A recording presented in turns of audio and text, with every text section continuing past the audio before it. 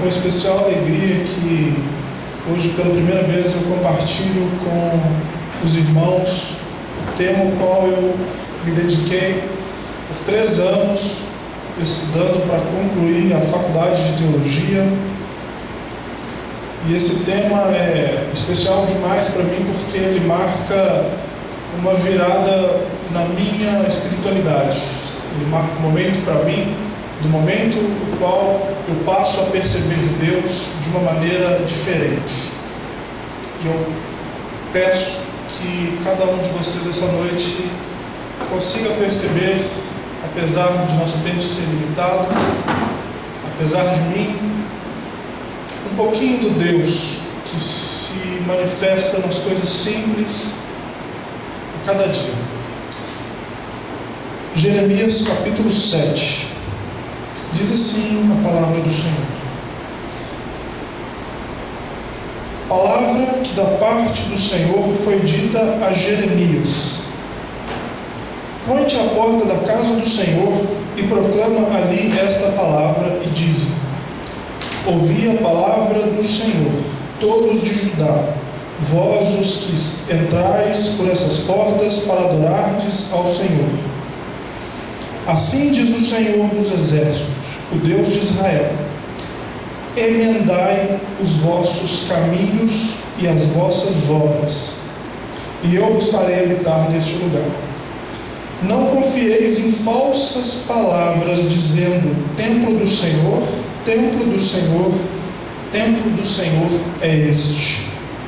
Mas se de veras emendardes os vossos caminhos e as vossas obras, se deveras praticardes a justiça, cada um com o seu próximo, se não oprimirdes o estrangeiro e o órfão e a viúva, nem derramardes sangue inocente neste lugar, nem andardes após outros deuses para o vosso próprio mal, eu vos farei habitar neste lugar, na terra que dei a vossos pais desde os tempos antigos e para sempre.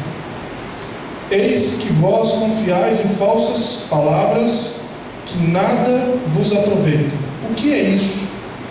Furtais e matais, cometeis adultérios e jurais falsamente, queimais incensos a Baal e andais após outros deuses que vocês não conhecem. E depois vindes e vos pondes diante de mim nessa casa que se chama pelo meu nome e diz: estamos salvos. Sim, vocês o fazem apenas para continuar praticando essas abominações. Será esta casa que se chama pelo meu nome um covil de salteadores aos vossos olhos? Eis que eu mesmo vi isso, diz o Senhor. Mas ide agora ao meu lugar que estava em Siló, onde no princípio fiz habitar o meu nome, e veja o que eu lhe fiz, por causa da maldade do meu povo de Israel. Até aí. Oremos. Senhor, essa é a tua palavra.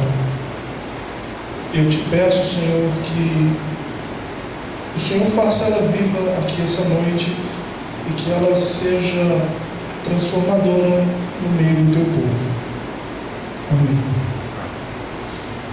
Meus amados, eu preciso começar esse breve sermão com uma pergunta: o que você faz com aquilo que você acredita?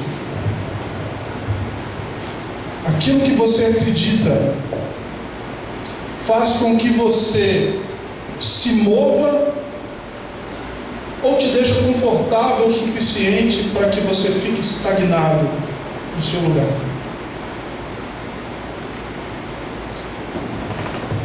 O que você faz? A sua espiritualidade te aponta para onde? Espiritualidade, segundo o teólogo Alistair McGrath, é o conjunto de práticas que nós temos a partir daquilo que nós acreditamos. O escritor americano Philip Yancey vai um pouco mais além e diz assim: a religião é um negócio para gente que acredita no inferno. Espiritualidade é para quem já esteve lá. Espiritualidade, dando sequência ao Yancey, seria mais ou menos assim: você passou por um período no qual você sofreu por diversas coisas que a gente é cometido no nosso dia a dia, e de repente você encontra uma espécie de salvação, uma espécie de alento, e a partir disso você toma então atitudes e começa a viver a partir delas, e colocando em prática e modificando a sua vida e a vida de quem está perto de você. Espiritualidade, que vem da palavra hebraica ruá, espírito, fôlego de vida. Resumindo, para a gente entrar na mensagem, espiritualidade é aquilo que te move, é aquilo que coloca você para fora, é a energia que te põe para caminhar, e esse caminho só se dá por meio de ações. O texto que nós lemos aqui, ele foi chocante para os dias que ele foi dito, por diversos fatores. Há aproximadamente 120 anos atrás, 2 profetas falaram uma mensagem semelhante. Isaías, no capítulo 1 de seu livro, ele chega para o povo e diz: olha, vocês estão fazendo tudo errado, vocês entregam sacrifícios, vocês fazem tudo na igreja, vocês fazem tudo no templo, mas vocês se esquecem do pobre, do estrangeiro e da viúva. Amós, seu contemporâneo, 5 ou 6 anos antes, vai dizer algo assim: olha, eu não suporto o culto de vocês. Palavras do Senhor. As canções que vocês cantam me dão náuseas. Em outras palavras, afasta de mim tudo isso que vocês têm de prática religiosa, porque eu quero que corra justiça. Eu quero um rio de justiça. E essas palavras foram ditas, e em seguida veio os assírios no reino do norte, quando Israel foi dividido entre norte, reino de Israel, e Judá ao sul. Israel foi tomado pelos assírios, e foi algo terrível, porque destruíram tudo. Os assírios eram violentos ao extremo.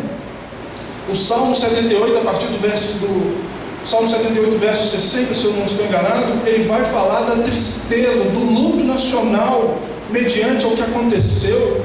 Os jovens não se casaram, as moças não puderam ter o seu cântico nupcial. A cidade foi devastada, porque eles não ouviram a mensagem dos profetas.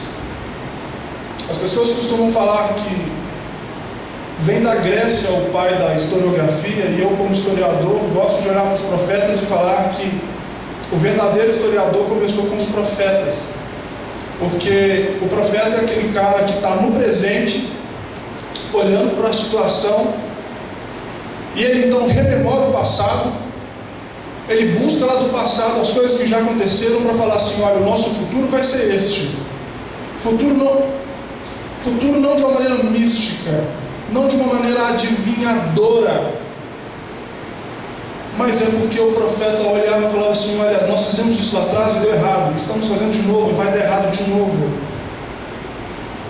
E aqui então Jeremias chega na porta do templo e fala assim: olha, povo de Judá, aconteceu com a galera lá do norte, vai acontecer aqui de novo. Aconteceu com o nosso povo lá no norte, vai acontecer aqui de novo. Vocês entram para dentro do templo e estão confiantes que podem viver de qualquer jeito, com uma espiritualidade vazia, com uma espiritualidade cultica, que não se transforma, que não se dá na vida. Vocês estão confiando em falsas palavras. A profecia daqueles que vieram antes de Jeremias foi contra um povo que amassou, esfolou os mais pobres. O profeta Amós vai nos dizer que as mulheres da classe média de seu tempo eram comparadas às vacas de Bazã. Eram vacas que eram adornadas para ser adoradas com ouro, Num tempo onde tem muitas pessoas pobres, como que você coloca ouro em excesso numa pessoa? Era essa a crítica do profeta. Ele vai mais além e diz assim: olha, Miqueias vai falar assim: estão arrancando a carne dos mais pobres e vocês não fazem nada. Estão vendendo o pobre por uma sandália.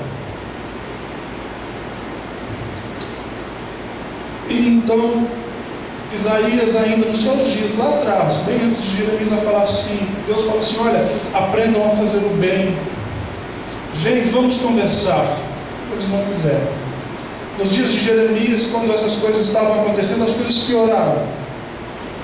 Diz a tradição que as coisas ficaram tão feias por esses dias que as pessoas antigamente tinham sua terrinha com seus filhos, e num determinado ano a plantação não ia bem, e ele precisava então pegar emprestado com o seu vizinho. Ele pegava emprestado. No outro ano a plantação dele ia mal de novo, ele então tinha que pagar o seu vizinho. E como que ele pagava? Ele então entregava um dos seus filhos para ser escravos. E então no outro ano as coisas iam mal também, e ele ia entregando os seus membros familiares. E ele entregava a sua esposa, ele entregava tudo até não sobrar nada, até ele ter que entregar a terra de tão endividado que ficava, ao ponto de que no final das contas era apenas o homem e sua capa. E aquele homem então se levantava cedo, colocava sua capa a penhor pelo preço de um dia de trabalho, comprava comida, comia e saía para procurar emprego, porque ele precisava de ganhar um dia de salário para voltar onde ele penhorou sua capa, para comprar sua capa para poder se proteger do frio à noite. E quando esse pobre homem não encontrava emprego, ele não comprava sua capa, ele perdia sua capa. Essas questões de injustiça então estavam presentes aqui nesse contexto, e as pessoas então se escondiam no templo pensando: olha, nós temos nossa prática religiosa, eu dou o meu dízimo, eu canto canções, eu faço sermões, eu aqueço o banco da igreja, eu faço isso, eu estou tranquilo, nada vai acontecer aqui dentro. E o profeta fala: olha, vocês estão confiantes em falsas palavras. Lá na frente, o profeta vai tornar a falar: olha, o Senhor falou que Ele vai fazer com a gente aqui o que Ele fez com Siló. Siló, aconteceu algo terrível. Era onde o povo entrou numa batalha contra os filisteus, e eles falaram assim: olha, vamos levar a arca, porque onde está a arca do Senhor, ali está a presença de Deus.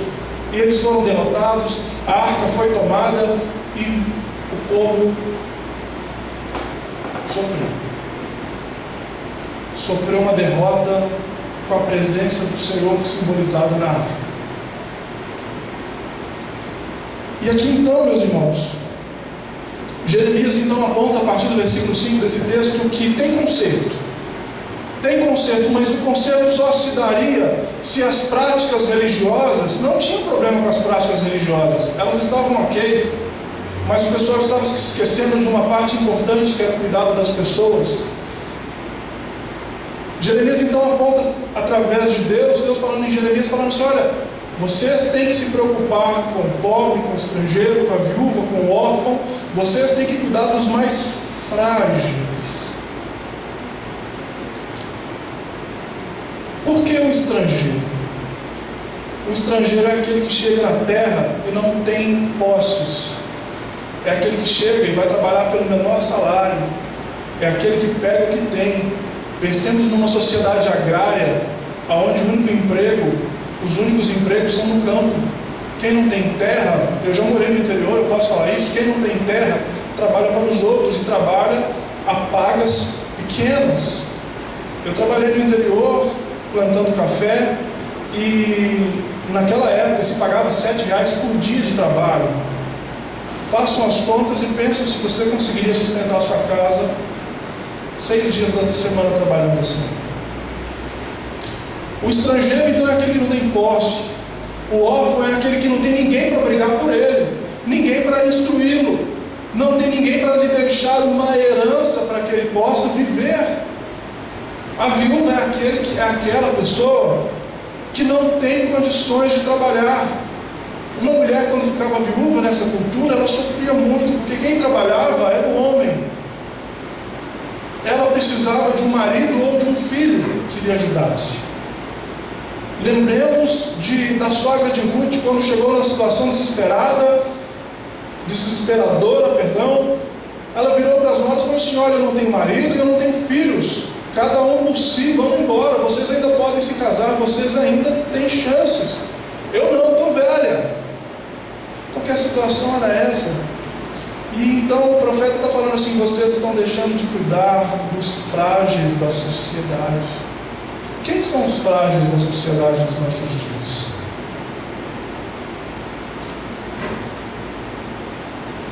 O profeta vai virar e falar assim: olha, vocês estão vindo para o culto, vocês estão oferecendo sacrifício, vocês estão fazendo tudo que manda, entre aspas, porque entre vocês tem ladrões, entre vocês tem pessoas que cometem pecados terríveis aos olhos do Senhor, entre vocês tem pessoas que não estão sendo sinceras,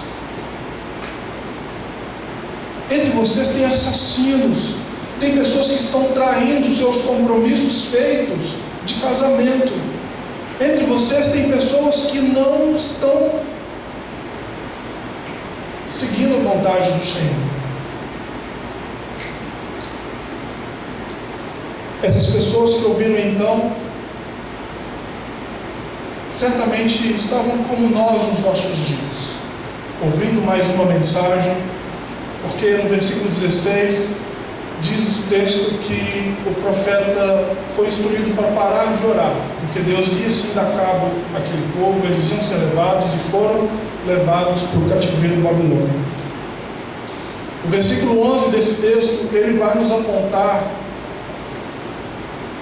para uma pessoa muito especial para nós. Jeremias então fala: olha, vocês transformaram a minha casa num covil de salteadores. Quem vai falar isso lá no Novo Testamento é o próprio Jesus ao entrar novamente no templo.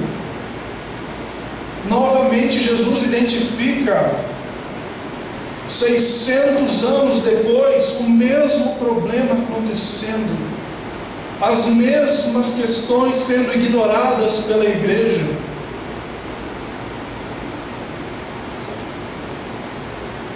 E por fim, a destruição que ocorreu. Eu pergunto para os irmãos essa noite: a partir desse texto tão antigo, tão distante da nossa cultura, o que nós podemos extrair para que nós possamos absorver para a nossa prática de espiritualidade? A primeira coisa que eu destaco, que eu extraio deste texto para a minha vida prática, é que a adoração a Deus no templo, ela precisa ter uma correspondência na vida. O culto, aquilo que a gente faz aqui no domingo à noite ou no domingo de manhã, ele precisa ser justificado com a nossa prática no dia a dia. Segunda-feira, quando você iniciar a sua semana, se bem que não, amanhã é feriado, graças a Deus, mas terça-feira, quando você voltar para o seu dia a dia normal, você tem que continuar a sua adoração, porque ela tem que ser extra igreja, extra templo. E nós aprendemos também que Deus está muito mais preocupado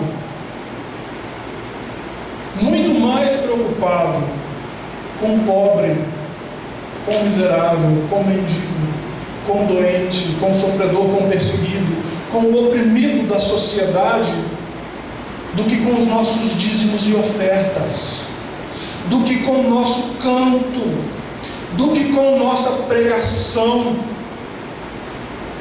Ai de mim se pensar que apenas essa pregação aqui me torna uma pessoa perto de Deus. Deus está muito mais preocupado com os frágeis do mundo, com os inocentes. A nossa comunidade tem por hino nacional o cântico: o que estou fazendo se sou cristão?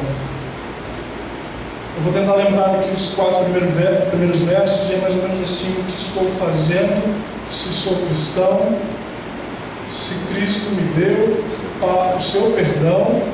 Há muitos pobres sem lar, Há muitos pobres sem lar e sem pão, e muitas vidas sem salvação. muitas vidas sem salvação.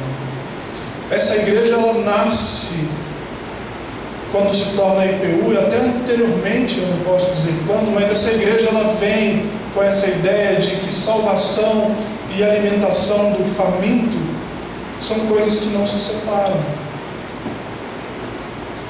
O reverendo Sandro disse brilhantemente que muitas coisas do hino já não são mais realidade.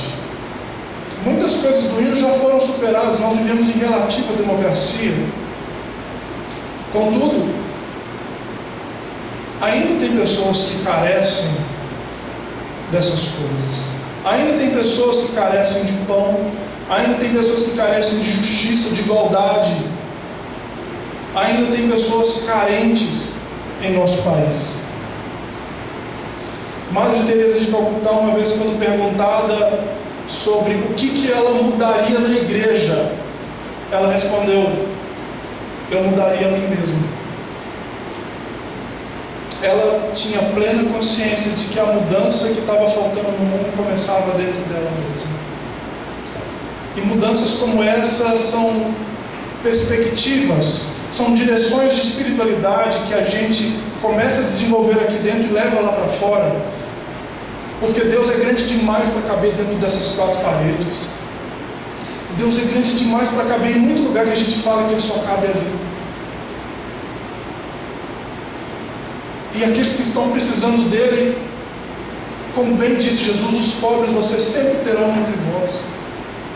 Eu não sei hoje, dizendo assim por alto, se Jesus falou isso porque Ele sabia que sempre ia ter pobre mesmo, ou porque Ele sabia que a gente não ia dar conta de fazer o que Ele queria que a gente fizesse, que a gente ia ficar confortável demais como Jonas no fundo do barco, esperando a tempestade passar. Tive fome e tive sede, estive nu e fui estrangeiro, disse o Senhor. O Senhor, então, Ele vai identificar que aqueles que Ele precisa, o Senhor Jesus vai identificar que aqueles que precisam dEle são aqueles que a gente encontra no dia a dia, são aqueles que a gente encontra na vida, que estão com fome, que estão com sede, que estão nu. Aquele que está nu, aquele que está numa situação de estrangeiro, novamente o estrangeiro volta na fala, aquele que está despojado, aquele que está passando por necessidades. Eu seria mentiroso se dissesse que não conheço ninguém com necessidade, e mais mentiroso ainda se dissesse que eu não consigo ajudar a nenhum desses. O texto do bom samaritano, lido também com Jesus, dito no Evangelho de Lucas, vai nos dar um apontamento interessante. O centro da história, muitas vezes, a gente entende que é o bom samaritano.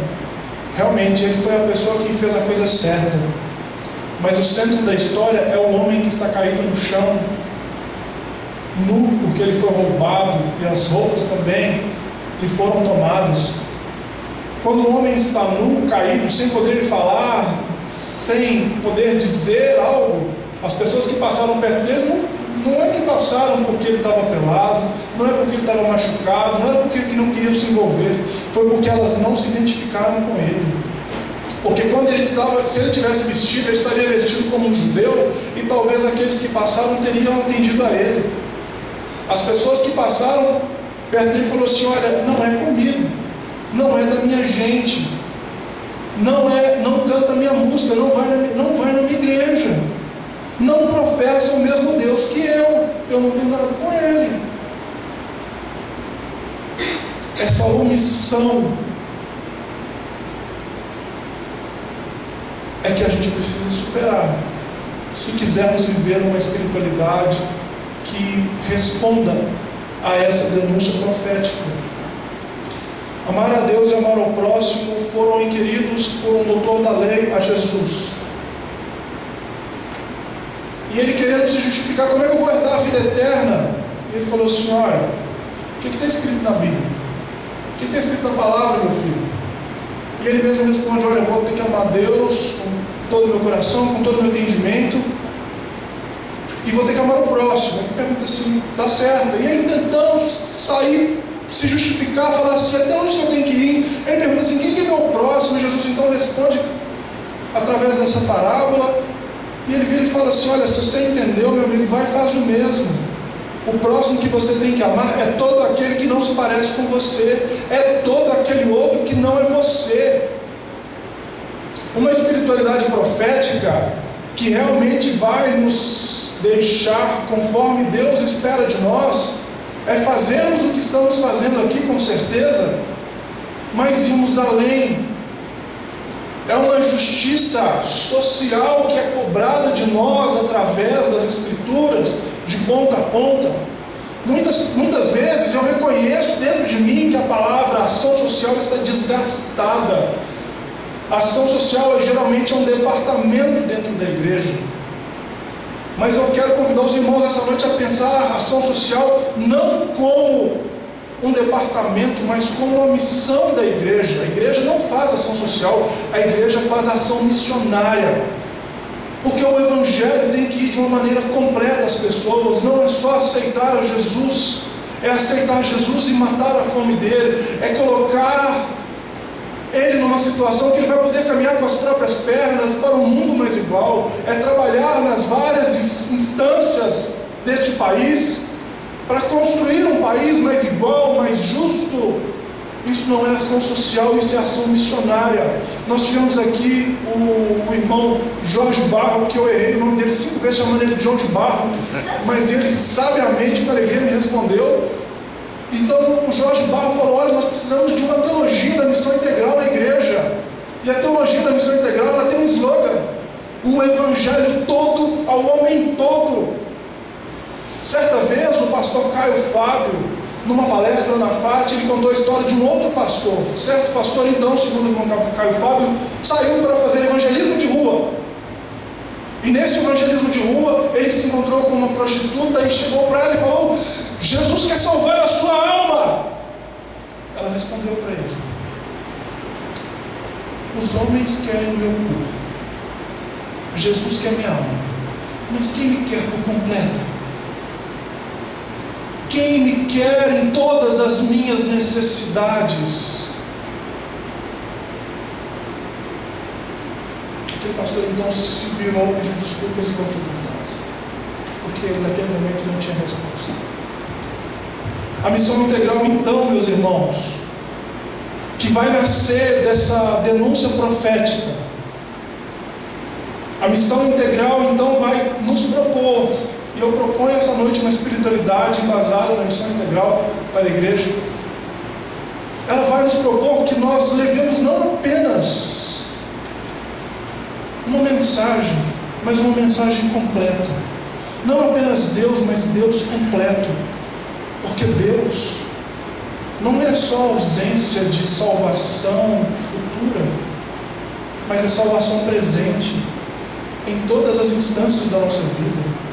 Em tudo aquilo que está doendo na gente, em tudo aquilo que está doendo nas pessoas que, quando nós sairmos daqui, nós vamos cruzar pelo caminho, aquelas que estão debaixo da marquise, aquelas que estão vendendo o seu corpo, porque em determinado momento da vida se entenderam como travestis e estão por aí vendendo o corpo, porque muitas vezes não conseguem um emprego na sociedade, porque sofrem preconceito, e a única saída que algumas encontram, como nós vimos o Rafa do RP2 falando aqui, é vendendo o seu corpo.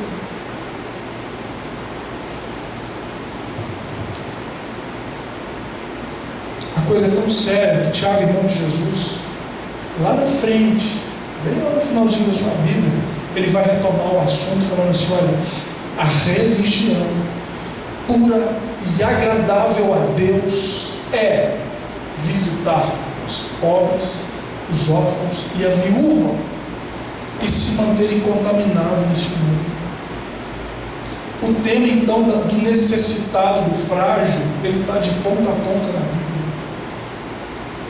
Ser igreja é muito mais do que virmos aqui, sentarmos nesses bancos maravilhosos, sermos refrescados por este ar condicionado, sermos agraciados pela presença do nosso pastor, o reverendo Jorge, encontrarmos com os irmãos queridos. É muito mais do que isso. É muito mais do que cantarmos a música que todos conhecem ou que nos lembram através do projetor. É uma prática de vida. Eu poderia me alongar muito mais para falar sobre o assunto, porque eu amo esse assunto e sobre esse assunto eu teria um bocado ainda a dizer. Meus irmãos, eu proponho essa noite que a nossa espiritualidade ela seja direcionada à necessidade do próximo. E o próximo é todo aquele que não sou eu, sem distinção de cor, sem distinção de cabelo, sem distinção de credo, sem distinção de nacionalidade, sem distinção de placa de igreja, sem distinção de fé, até o sem fé.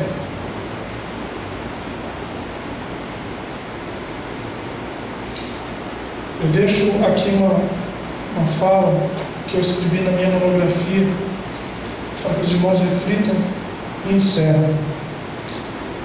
Se a nossa espiritualidade apenas nos conforta através da graça imerecida que todos recebemos, ela é carente de reflexão profética, porque a graça que recebemos temos que delegá-la a todo ser humano. Amém. Amém. Vamos fazer uma oração para encerrar esse momento?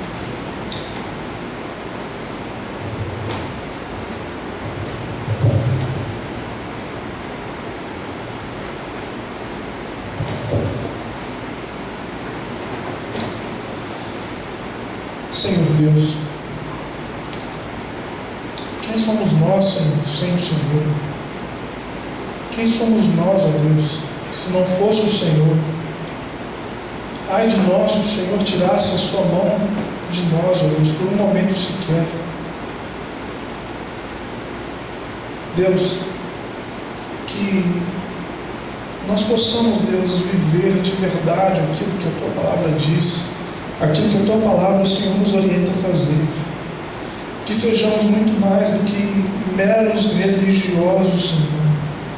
Que a nossa religião faça sentido para o mundo, Deus. Não seja apenas motivo de chacota como alguns fazem dela, Senhor.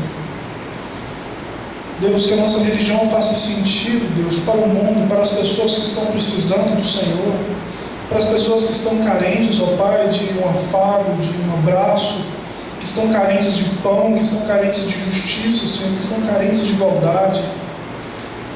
Deus, que a nossa prática de fé, Deus, não seja apenas aqui dentro dessas quatro paredes, mas que ela seja, Deus, aonde quer que nós pisarmos, aonde quer, ó Pai, que os nossos olhos colocarem a vista, Senhor.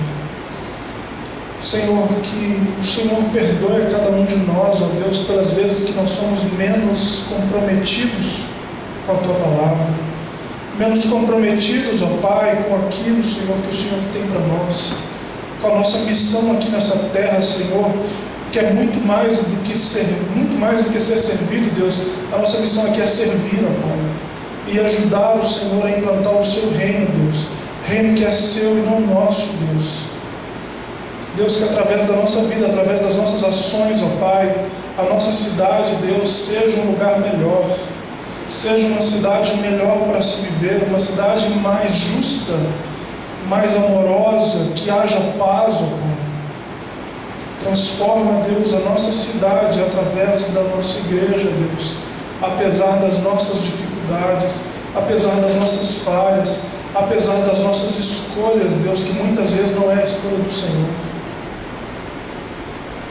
Que o Senhor, ó Pai, traga para nós, ó Pai, a alegria em cumprir o Teu chamado missionário nessa terra, que é para levar muito mais do que nós imaginamos. Que sejamos verdadeiros portadores, ó Pai, da Boa Nova. Nós oramos, Pai, agradecidos, em nome de Jesus. Amém.